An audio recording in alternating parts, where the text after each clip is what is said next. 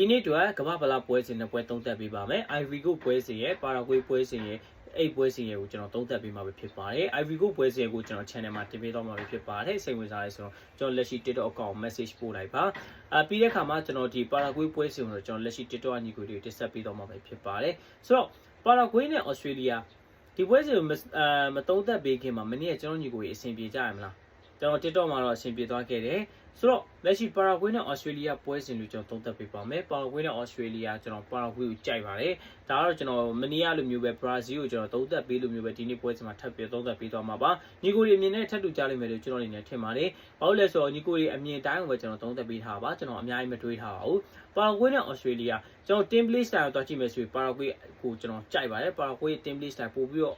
ကျွန်တော် Australia ထက်ကြိုက်တယ်။ပြီးတဲ့အခါမှာတဦးချင်းစိတ်ဓာတ်ပိုင်းဆိုင်ရာနဲ့ကျွန်တော်ပြန်ရှင်လိုက်မယ်ဆိုရင်ပါရာဂွေးရဲ့ကျွန်တော်ဒီစိတ်ဓာတ်ပိုင်းဆိုင်ရာကိုကျွန်တော်တော်တော်လေးသဘောကျတယ်မှာပါတယ်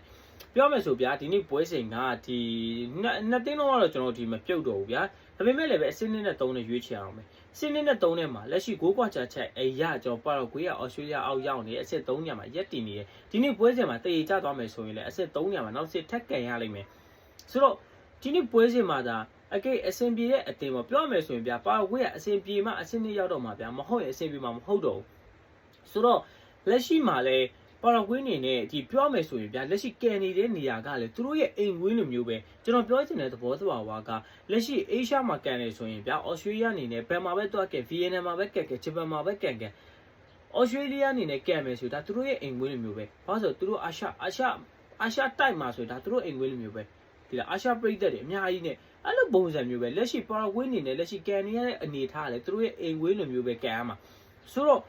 ကျွန်တော်ကတော့ပါရာဂွေးကိုပဲသဘောကျပါတယ်ပါရာဂွေးရဲ့ဒီပြောမယ်ဆိုဒီနေ့ပွဲစဉ်မှာအတကုံပိတ်ဆက်ကစားဟန်တွေကျွန်တော်အနေနဲ့တွေ့ရလိမ့်မယ်လို့ထင်ပါတယ်ပါရာဂွေးလေးသဘောကျပါတယ်ဒါလေးပါပဲကျေးဇူးများတင်ပါတယ်